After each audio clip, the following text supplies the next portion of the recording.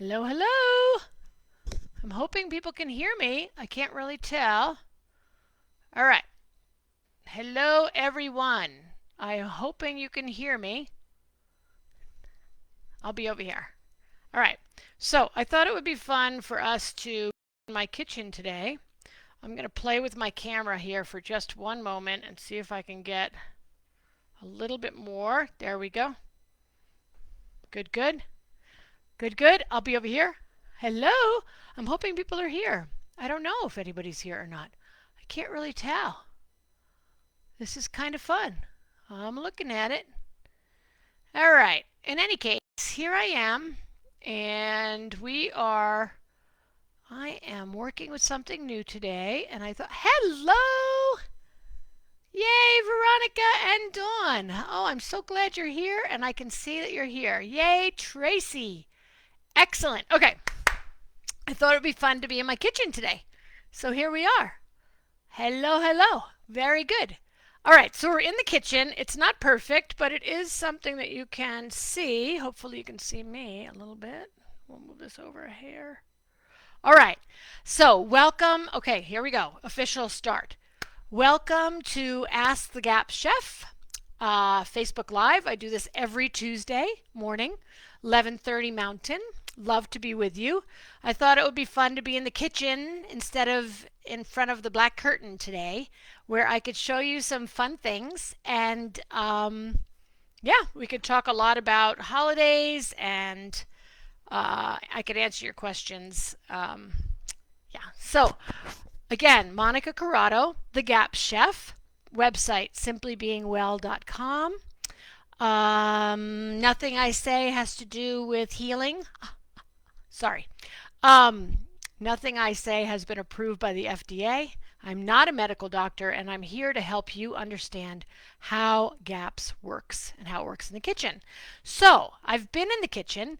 I was filming some things yesterday for my publisher, and I thought I'm going to leave everything set up so I could be with you today and teach a couple things just for fun, and then I'll ask other questions. So yeah, so here we are. Let's see who else is here. Oh, hey, Jennifer.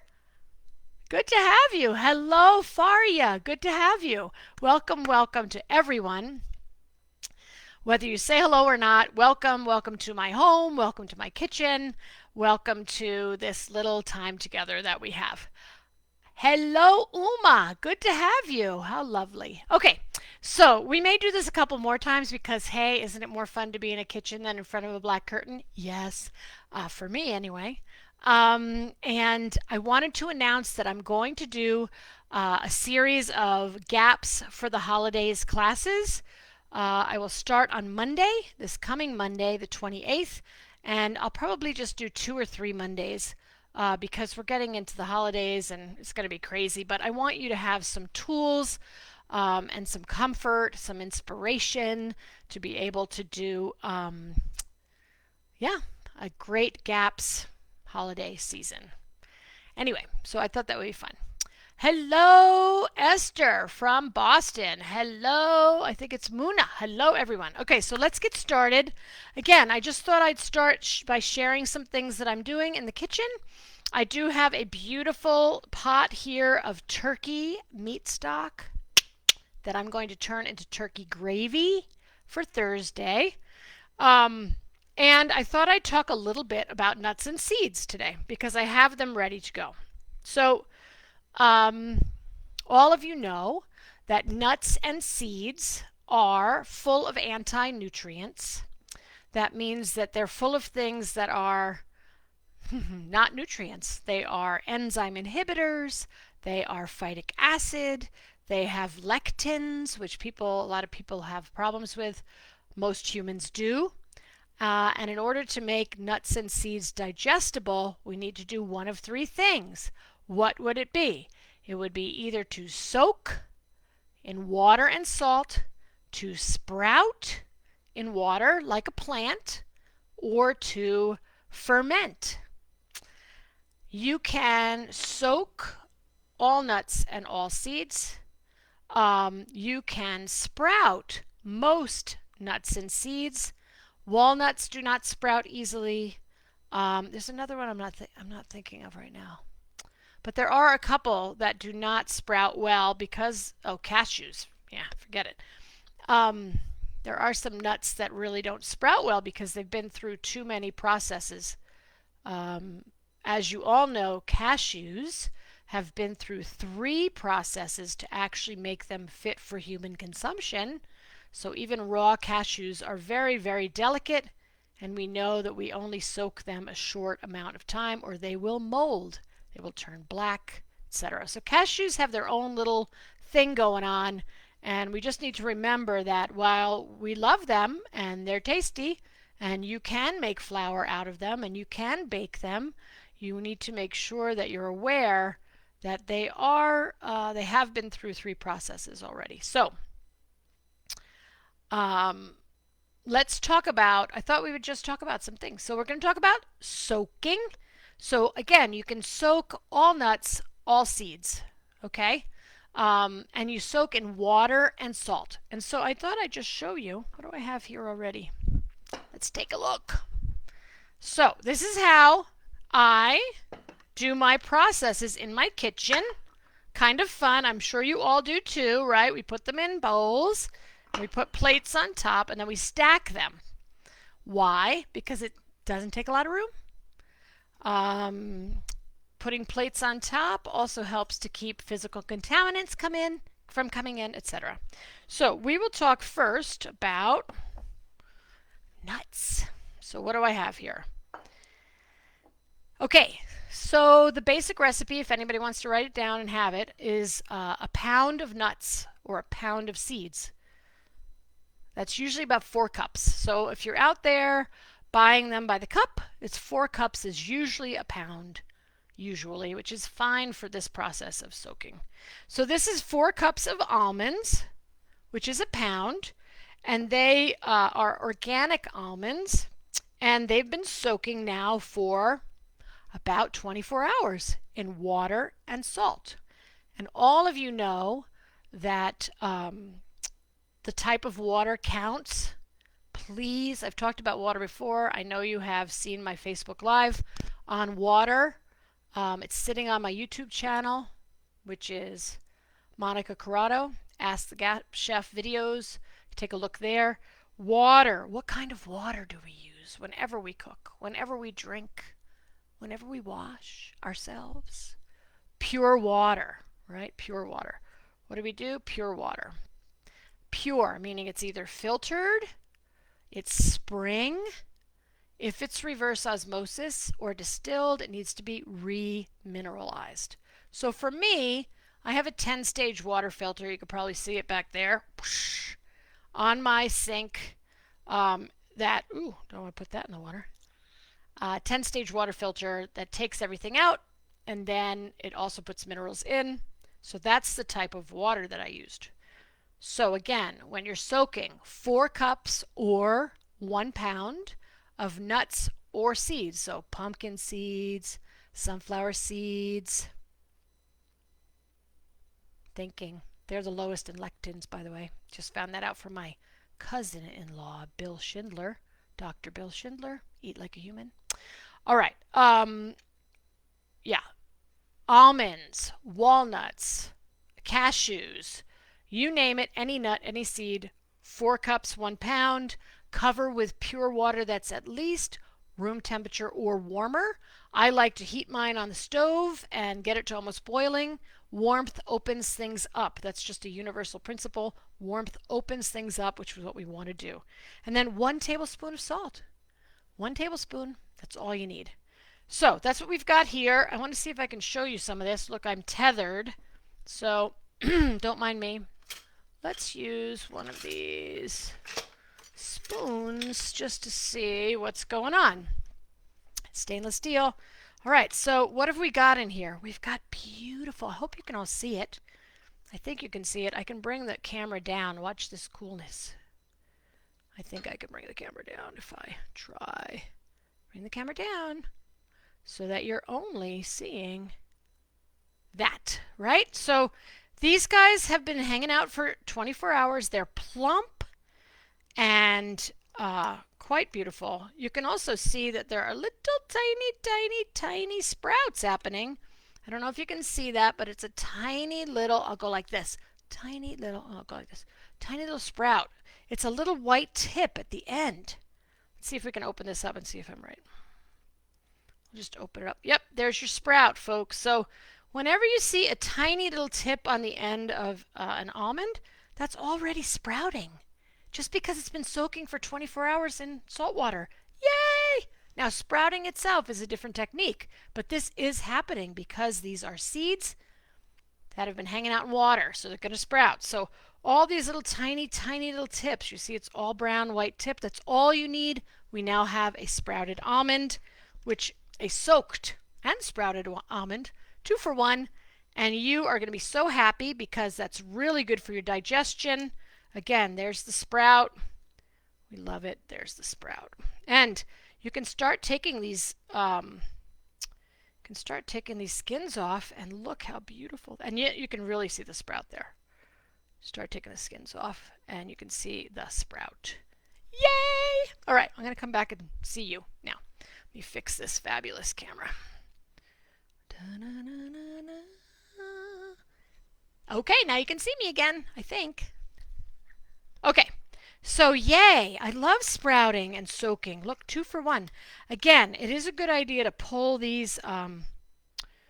See, it's only been going for 24 hours, so it's harder to get these off. It's going to take a while to get these off, these skins. Skins can be problematic for digestion or for your digestive tract. It can really hurt your digestive tract, be a little bit like sandpaper. So it's a good idea to take skins off if you're going to eat almonds. And again, the longer you soak them, the easier it is to take the skin off. If you sprout them, which I'll talk about in a minute, in a jar, in the windowsill, at an inverted for drainage, you will also have an easier time of taking these skins off because you can see they're very thick and they can be rough on the tongue. So that is your fabulous soaking. They're so beautiful. I love these guys because they're so plump. They're plump, they're pretty, they're beautiful. Just want to bring up again, I'll give you the recipe one more time. I know you know this, some people don't. So 4 cups or 1 pound of nuts or seeds. I like to cover by 2 inches because that gives it room for them to go expand. This was a 2-inch coverage when I did it yesterday, and you can see now that's not 2 inches anymore, right? That's more like right there. So all those nuts sucked up the water. So cover by 2 inches with at least room temperature, better to be just under the simmer water, 1 tablespoon of good salt. Again, what's good salt? Not Morton's. Sorry, Morton. Not table salt, meaning you want high mineral salt. I think I talked also about salt. So salt, you can get on the web and ask the company how many minerals are in this salt and how many minerals and what percentages. And also make sure that there are no anti-caking agents. All right. Or what they call flow agents. That's stuff they stick into the salt to make sure it'll pour. But you don't want that. You don't care if it clumps. We don't care. I have Baja Gold here, which is what I used for these beautiful nuts. It's white because it's bleached by the sun, so don't let that scare you. The sun bleached it. And it's the best salt that I've been able to find. Baja Gold, B-A-J-A Gold. That's really good stuff. All right. So now you know that. I just wanted to talk about that. I'll put these all back in there so they can soak a little bit longer. And there's that skin. So hopefully that's good for all of you in terms of nuts and seeds. When you work with legumes and beans on gaps, because you can have lentils, you can have white navy beans, otherwise known as haricot beans. You can have lima beans. Those are all okay on gaps, certainly green beans. But those require a different soaking medium because they're in that family of legumes or beans. And I'll talk about that another time. The last thing that I want to talk about, so it's not salt, folks. All right, the last thing I want to talk about in terms of soaking nuts and seeds, all right, is cashews. One more time with feeling. Cashews, you're only going to soak in this water and salt medium for a maximum of 6 hours. 6 hours max, that's it. Every other nut or seed, you can do 8, 12, 24. These have gone for 24, no problem. They're almonds, they can take it. So I just wanted to give you that last piece. All right, hopefully so far so good. The next thing I'd like to talk about, do sunflower seeds soak 24 hours as well? Hello, Brea. Hello, Wanderlust Heart CB. Just saying hello. Yes, they can soak. Remember, the minimum for everything except a cashew is 8 hours. So they can go 8 to 24. The longer you soak a very small seed, like a sunflower seed, the mushier they're going to get. So if you're good for mushy, go long. If you're not, go short. I hope that's good. Give me a thumbs up if you got that, Brea. Yes. Hello, Courtney. You're welcome. I'm so happy you're here. I'm happy everybody's here. Okay, let's move on. Let's do some what's in here. Oh my goodness. So exciting. I'm so happy to be sharing with all of you today. All right, so I wanted to talk a little bit about baking because we're in the baking season, aren't we? So how do we bake on gaps? We bake with nut and seed flour. And so you can do this one of two ways in terms of fermenting nut or seed flour. The fluffiest flour or the fluffiest baked good you're going to get is if you take nut or seed flour and ferment it. Okay, you can ferment the nuts or seeds whole and then grind them, but you will not have as fluffy a result. You will not have a result that is as digestible as if you take the flour itself and then you ferment it. So I wanted to show you this today because there's a lot of questions about baking on this page, and I want you all to be able to bake, and we want treats for the holidays, and yum, yum, yum. So what's the best way? Number one, get your nut or seed flour. So this is what I started with. This is, oh my God, it's store-bought. Shh. Yes, this is store-bought almond flour. Now, you don't really want to get almond meal because that usually includes the skins, and the skins can be difficult to digest, and you'd also see like brown flecks in here, brown flecks. So, in any case, this is almond flour. Do buy, if you're going to buy it, and I say that with a pause because we know that Dr. Natasha would prefer that all of us buy the nuts in their shells, shell them, grind them, and then use them. That would be the best. Why? Because nuts can go rancid. We know that all nuts and seeds are full of oils. We love those oils. We want those oils. But once it's pulverized into flour for commercial use, it can go rancid. So stay out of the bulk bins. Buy it in an opaque bag if you can. That most of them are now because they understand that light, heat, air makes nuts go rancid. Okay, they make nuts go rancid. So this is what it looks like. I'll show you more of this in a minute. And this is what it looks like when it's been fermenting for 24 hours. Now, I want you to take a look at that. Yeah, because that looks like cookie dough. That's what you're looking for. You're not looking for pancake batter here, folks. You're looking for cookie dough. So this is cookie dough consistency. And how did I get there? This is the basic fermentation recipe. And it is definitely, what do I recommend?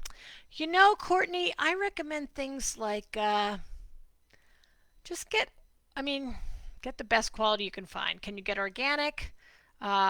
Certainly Bob's Red Mill has been around a long time. They do almond flour.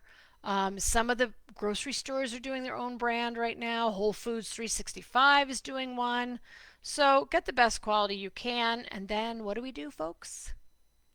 We bless it and go, right? We say, this is the best I can find. I'm going to do my best and carry on with your baking.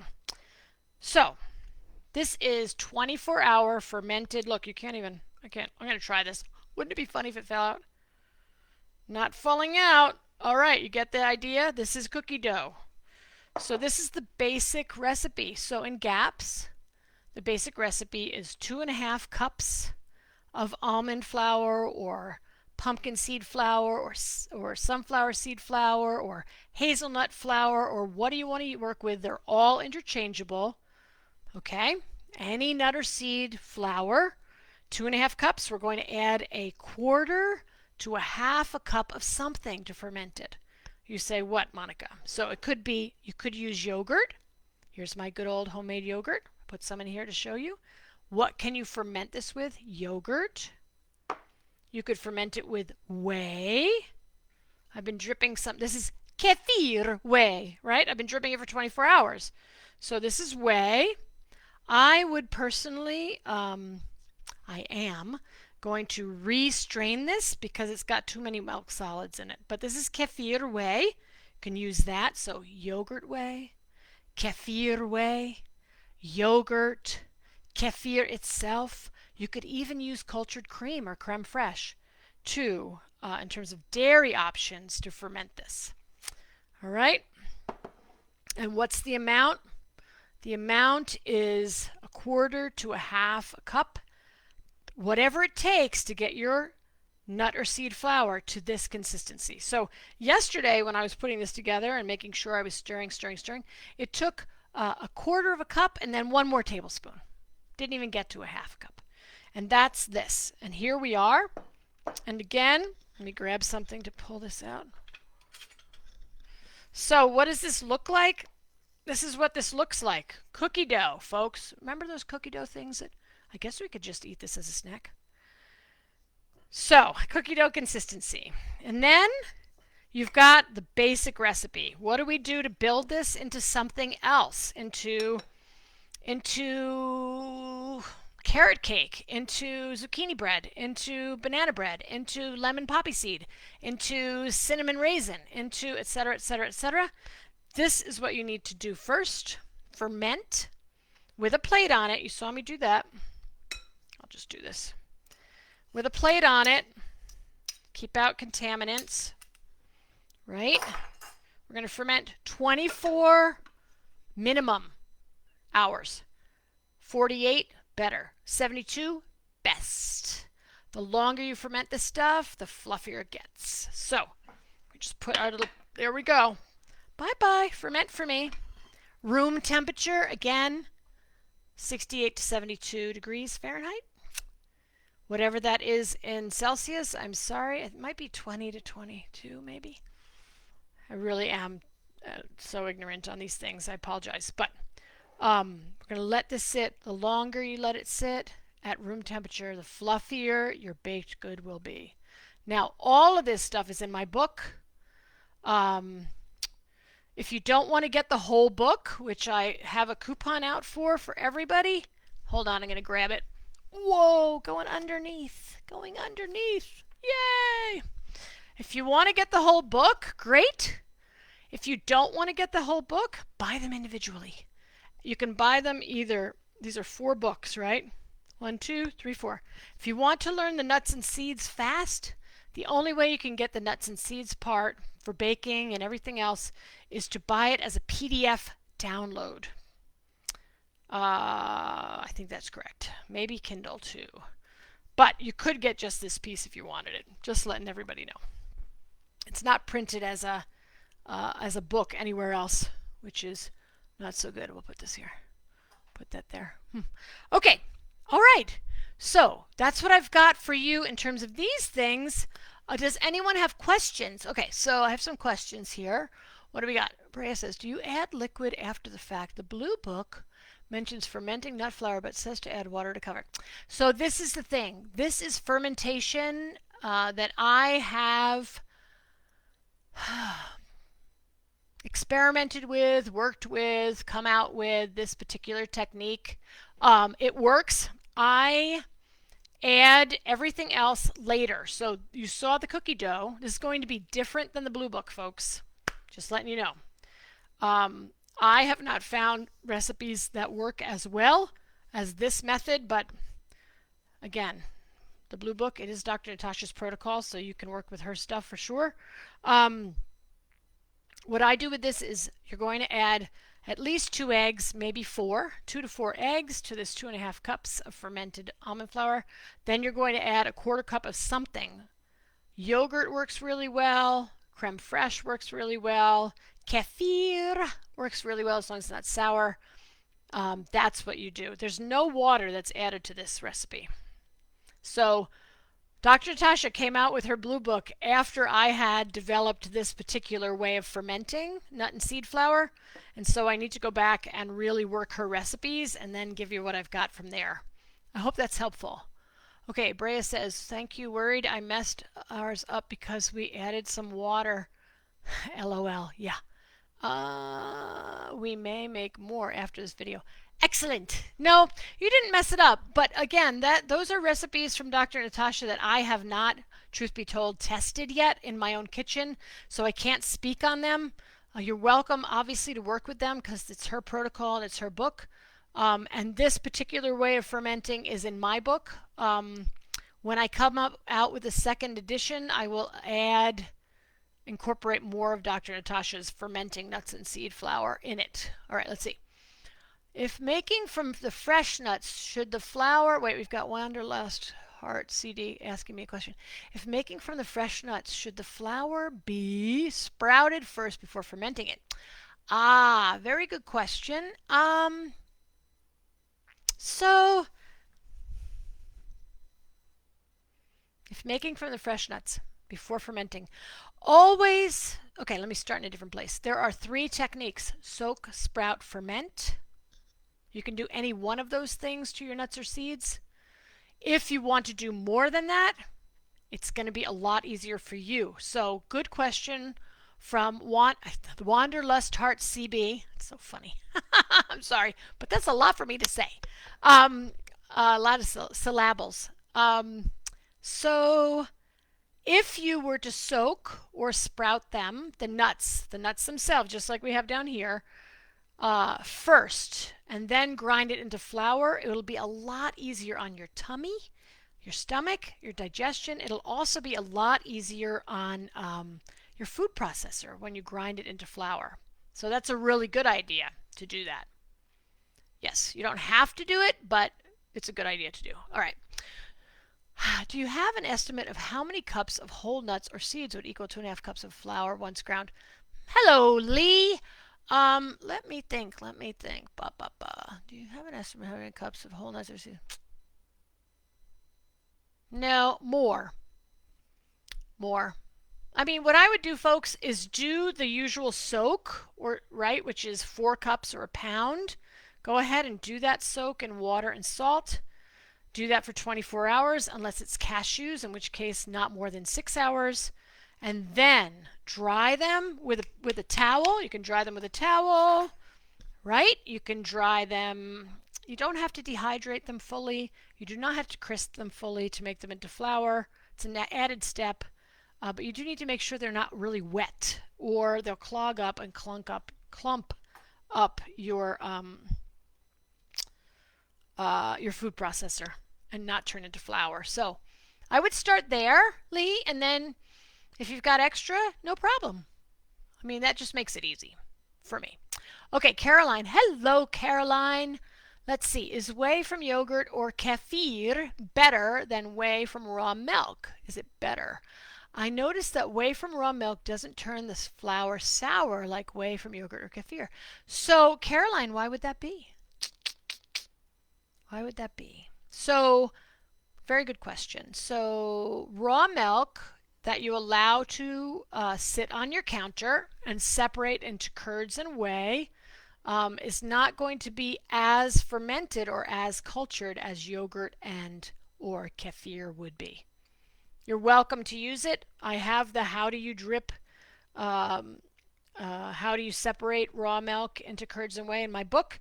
It's not something Dr. Natasha has in her books. It's something I picked up, along the way, cooking, teaching traditional food for this long time. So, is it better? Is it better?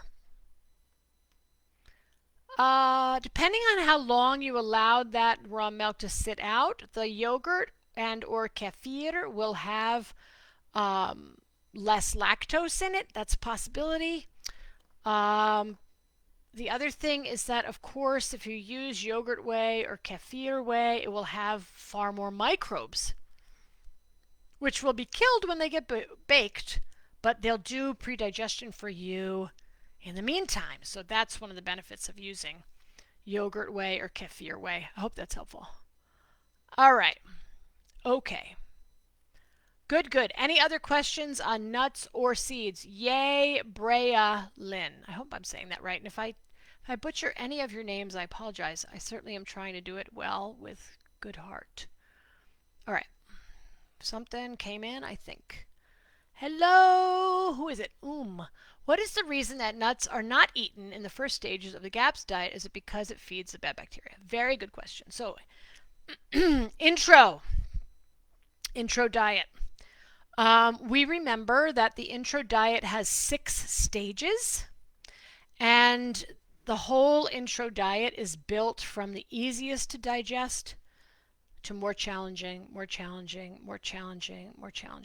So you notice that nuts and seeds, regardless of if they are soaked, sprouted, or fermented, will be hard on the digestive system. What's the easiest on the digestive system? Meat stock. Why? Because it's meat cooked in water. Whether it's a bird or it's a mammal or it's a fish, it's meat in water. And that cooking technique is the easiest on the digestive system. It's a very pre-digested food. It has collagen and amino acids available to the body to use. It's a wonderful thing. So easy peasy, meat stock. We do not bring nuts or seeds in until stage 3. Stage 3, they're brought in as nut butter. Why? Because nut butter is a pulverized food. That means that you actually used a physical method, right? A blender or a food processor or something to break down those nuts or seeds.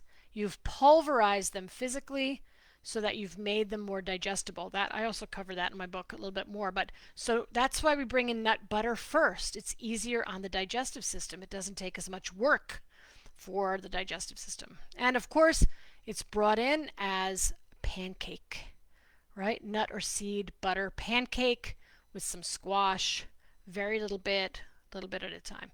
And then we bring in flour in stage 4. We bring in the flour that I just showed you. We bring in flour. But we don't just take flour. We ferment it, right?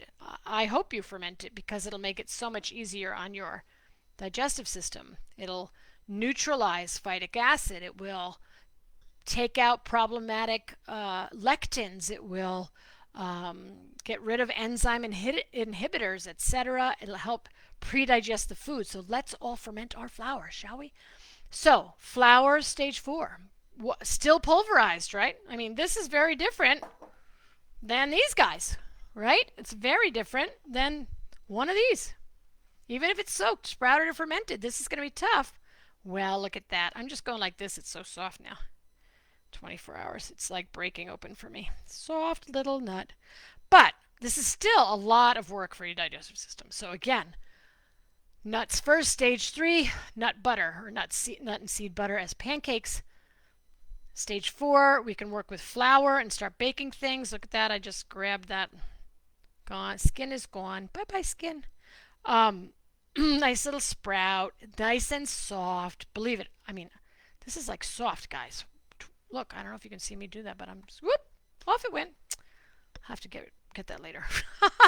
Anyway, so That's why we do it when we do it. Also, FYI, for everybody, Dr. Natasha is clear, and she wrote it in the Blue Book, that yes, nuts and seeds can feed yeast. So watch it. Sometimes I know she was considering taking nuts and seeds out of intro entirely for a while, but she left them in so that you can decide if they work for you or they don't. But nuts and seeds feed yeast, so watch it when you bring them in. Okay, I hope that was helpful. All right, there's Natasha. Hello, Natasha. What is a good nut oil I can get? Any nut oil. So, nut oil. Again, you do need nut and seed oils, everybody. Do look at the Blue Book and the Yellow Book. They are not for cooking. They are for taking by the teaspoon or the tablespoon. They're also good for dressing salads, etc. Walnut oil is lovely. What other whatever you do, make sure it's organic. It's cold pressed. Okay, cold pressed. And it's in a dark colored bottle, whatever you do. Those are the things I would use. I'm not going to recommend a specific brand, but look for a dark colored glass bottle. It should be in brown glass, green glass. Do not buy nut or seed oils that are in clear glass. Bad idea. We know that light equals rancidity. So I would go there. Organic, cold pressed, not cold extracted. Cold extracted could mean that they used chemicals, so we don't want that. Organic, cold pressed, dark glass. That's the way I would go. All right, what else? Hello, Dawn. No need to ferment coconut flour, correct? Ha ha. She's bringing up a good one here. So, coconut flour, we know. One more time with feeling, everybody. I know that this is going to distress some of you.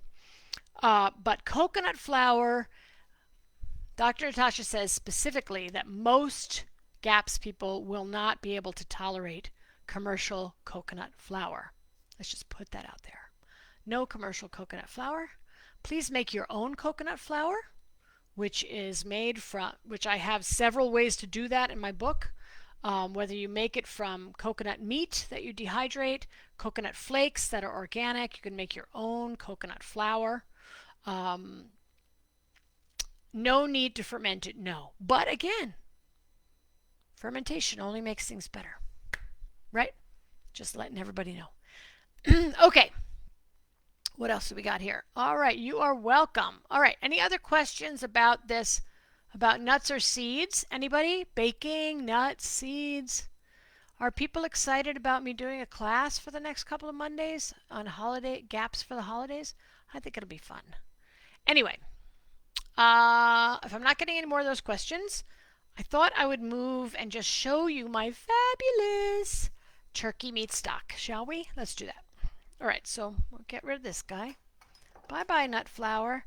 And I'm going to bring over my pot. So this is what is this? This is a stainless steel pot, 1810.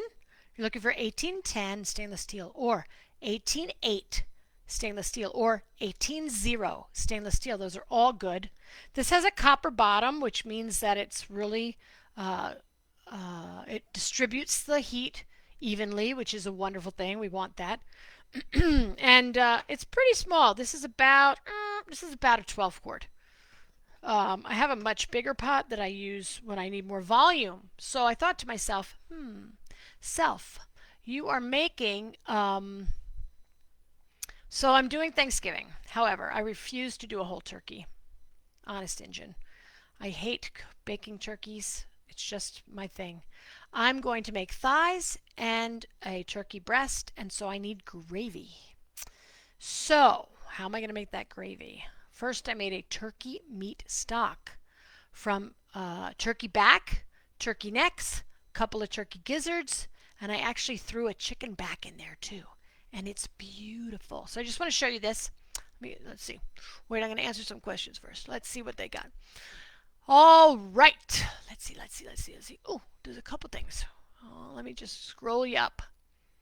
Scrolling up. Here we go. Let us go up. All right. Stop that stuff, people. I want to see. What is the healthiest flour base to use aside from almond. I have oxalate issues. Yeah, oxalates, man. Almonds equal oxalates, so forget it. And I see it almond flour is commonly used in gaswork. Okay, so Wanderlust Heart CB, you can use any flour made of any nut or any seed that you tolerate, and you can use them interchangeably. Just remember that. If you use hazelnut, it's going to be a stronger flavor. A lot of people like sunflower seed flour because it's low in a lot of the anti-nutrients, so that may be good for you. It's also not too strong in flavor. So feel free to experiment with whatever works for you. And remember too that fermentation helps to remove the oxalates. Yay! All right. All right, Bria says, so excited. My 7-year-old Kaylin is losing her mind with excitement as well. She'll be cooking for Thanksgiving this year and is watching intensely. Yay! Hello, Kaylin. So happy you're with your mom. Get those kids in the kitchen. I love it. Yay. Have lots of fun and try lots of foods and have a wonderful time. Thrilled. All right, Niska says, sorry I missed the start. How about pumpkin seeds from the pumpkin? Yes, absolutely. You can do that. Got the soak part, but how to remove the outside, and if sprouted, isn't the outside still here? No. How to remove those pumpkin seeds. The shell from the pumpkin seeds. Yeah, that's a tough one. I would sprout them. No, I would soak them in water and salt and then go from there and see if you can get them from there. I personally don't think that using pumpkin seeds with the shell on them is going to be a good idea. Digestively, it's the inside that you want, that green inner seed that you want. All right, let's see what else. Is cultured cream better than yogurt with my toddler's soup?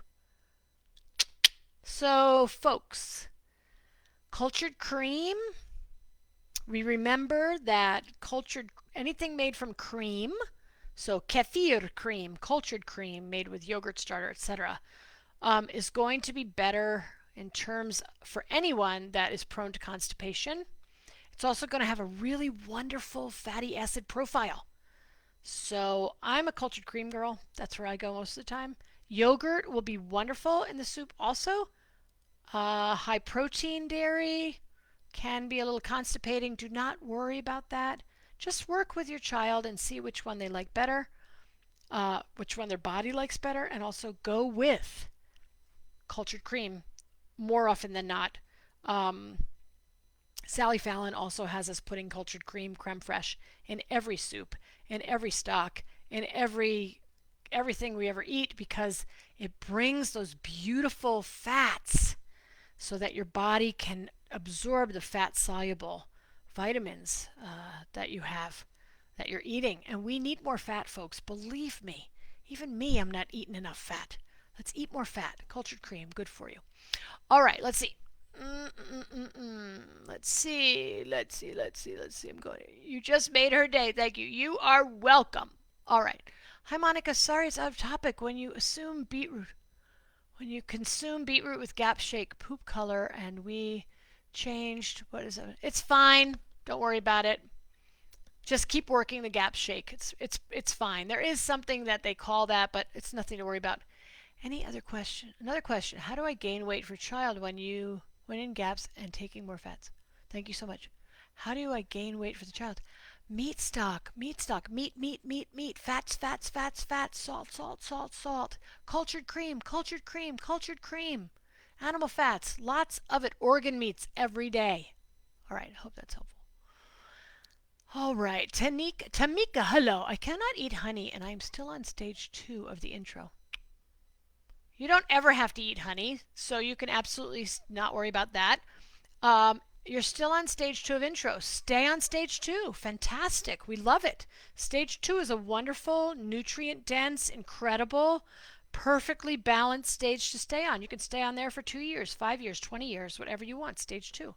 The thing about stage 2, folks, is that we really want to make sure, I'm going to do this. The thing about stage 2 is that we really want to make sure that you're having egg yolks, 6 a day, adults, raw egg yolks. Then move to whole eggs. Yeah, stage 2. Don't worry about staying on stage 2. Stay there. Casseroles, stews, blended soups, meat stock, meat from the meat stock, ghee, all of your incredible dairy, cultured dairy. There's so much on stage 2. Stay there. No problem. Okay. Is chickpea flour? No, absolutely not. How about barrow nuts? I don't know what a barrow nut is. Okay, so just so everybody knows, if it is a nut, if it is a legume that is not on GAPS, the flour is not on GAPS. So chickpeas are also known as garbanzo beans. They're also known as ceci, CECI beans. They're not GAPS compliant. They're not on GAPS because they're too starchy. So none of that flour is okay. I don't know what a barrow nut is, but if it's a nut and it's really a nut, soak it, sprout it, ferment it. It should be fine. Yeah. Okay. Let's see what else. What is the healthiest flour? Baruca nuts are the lowest in oxalate. Pumpkin seeds are low oxalate. Sunflower seeds are medium oxalate. That's what trying low oxalate is. Excellent. Thank you, Brea. All right. Vicky says, how to thicken goat yogurt made with whey. The same way you thicken any yogurt, which is to strain it through a cheesecloth or a coffee filter or a cloth napkin or a t-shirt that you cut up or etc. Strain the whey out, it'll become thicker. Okay, let's see. You are welcome. All right, how long does a person need to stay on stage 2 on average when having celiac disease? I have no idea. I would just work the GAPS diet. I would work GAPS. Certainly you could stay on stage 2 for 6 months, 8 months if you want, and then move to stage 3. Listen to your body and just incorporate the foods. If the body says, if you have a symptom show up again, go back, etc. All right. I hope that's helpful. God bless whoever has celiac. Just keep working it, folks. Keep working it. All right, here's what I'd like to do. Let me just show you my turkey before we're done. We've got 5 minutes. All right, here we go. So I have this great pot I just told you about. You need to have good water. I just told you about that. I'm going to use one of my mom's. Love you, Mama. Fabulous, hot plate things. And this is not hot any longer because I turned it off this morning. So here's my gorgeous pot. Oh! And I want to show you how beautiful it is when meat stock is cooked at the correct temperature, which is not boiling and not a high simmer, which is just I don't even know if you can see it. I hope you can see it. But you can just see how beautiful that is. I'll come over here. Beautiful. All right. It's totally clear. No cloudiness. That's the clue. All right. Oh, if it's a legume, if a barrow nut is a legume, it's a no-no. Good one finding that out. Okay, so let's just do this for fun. I thought it would be fun to do, and then we'll be done for today, and then I'll let you all know about my class coming up. I'll just get a nice glass bowl here, and I'll move this over somewhat. And I think you can see it. Yes. And I've got a bowl here. Yes, I'll get rid of that. All right. So I just want to show you my beautiful turkey stock. So here's what I'm going to do. I made turkey stock. So what did I do? I just took, as I told you, a turkey back, a chicken back, turkey necks, a couple of gizzards. I think I've got some hearts in there. I threw in some onion pieces, onion skins, onion ends, carrot ends, threw in some black pepper corns. That's it. That's all I did. And so here's the story, Morning Glory. So here's this fabulous turkey back. Now, here's the deal, right? Turkey back. What am I going to do? I'm going to pull all that meat and I'm going to put it in the refrigerator and we're going to eat it later. That's what we're going to do. I'll take the skin and I'm going to crisp it up because it'll be tasty. That's what I'm going to do. I've got a little chicken neck there. I've got a little fabulous chicken back here. These are all raw, which is what you want to use for meat stock. Raw, frozen or not, but it has to be raw. So there's my chicken back. And then here's another chicken back. 2 chicken backs, 1 turkey back. Don't tell anybody that I'm making turkey gravy with chicken backs, please. Don't blow my cover. All right. Oop, that's a nice big onion skin. Fabulous. And a couple more necks.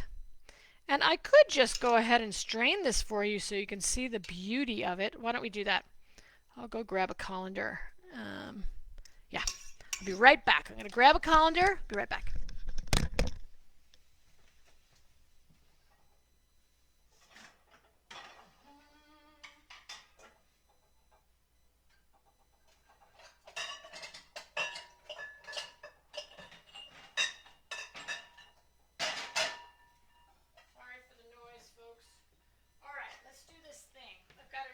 Big glass bowl. I've got a colander, stainless steel, woohoo. I'm going to move these babies out of here for now, and we will pour. Hold on. I'm talking to you with no headphones on. That's probably not so good. Okay, let's do it again. All right. Sorry, folks. All right. What else do I have? Thank you. Yes, I would love that group list as well. I guess I'll stick with pumpkin seeds for now. Yes. All right, here we go. So I have a nice bowl here. You can see it. And I have this. And so let's just pour. Again, this is not hot because I turned it off this morning. So let's just see how pretty it is, shall we? You can see how beautiful it is. You can see that it's clear. I'm making a mess and you don't care. It's in my kitchen. I'll clean it later. Too fast, too fast. Slowly, slowly. So, this was about 4 quarts of water, 3.5. Right? Don't really want a big old clunker there, because that wouldn't be fun. All right, I'll just do that for now. So that's what I'm going to do, folks. I'm going to pick the meat off of whatever was in there. The gizzards are in there too. Just look at that. Now I have beautiful turkey stock. I'm going to make gravy. So people say, how do you make gravy on gaps? Well, one of the things you could do is just cook this down so much that it will just thicken itself. You know, you can't add arrowroot. You cannot add tapioca starch. You cannot add gelatin. You cannot add all those things to make your turkey gravy. So you could add cauliflower, quite frankly, thickens things up really well. That's a great thickener for a turkey gravy. Or you can just cook it down, which will make it concentrate, which is great. All right, so let's get rid of this. And let's just take a look at this fabulous thing. Oh, I bring it up to you. How beautiful is that? Beautiful. Oh my goodness, I think I have to have some right now when we get off. Anyway, there's my beautiful turkey stock and turkey meat stock that I'm going to use for gravy. What else can I tell you about gravy? Salt, of course. If I think of anything else, I'll put a recipe up for you all. All right, do I have any other questions here? I think that's all. Yay! All right, everyone. If this was helpful, someone give me a thumbs up if it was helpful to be in the kitchen today. Anybody? Anybody? Any thumbs up? No thumbs up yet? Maybe? I hope it was good. All right. Yay! Thumbs up. You're welcome, Lee. Excellent. All right, folks. Good, good, good. Lots of thumbs. Thank you. Excellent. I'm like, where are the thumbs? Maybe they didn't like it at all. Yay, Jennifer. Hey, give me a big thumb. Thank you, thank you, thank you. Okay. All right, folks. I'm going to close now. I'm going to wish you a blessed and wonderful Thanksgiving if you celebrate. I am certainly thankful for you and for this group, for Dr. Natasha, for the GAPS diet, for my family, my friends, and so many blessings this year. Thankful for all the healing that people have had this year, etc. And I will post on the page when I about the class I'm going to do over the holidays. And let me know if you have any questions. Any other questions? Okay. Be well. Blessings to all. And we will see you next Tuesday. Same Gaps time. Same Gaps channel. Bye all.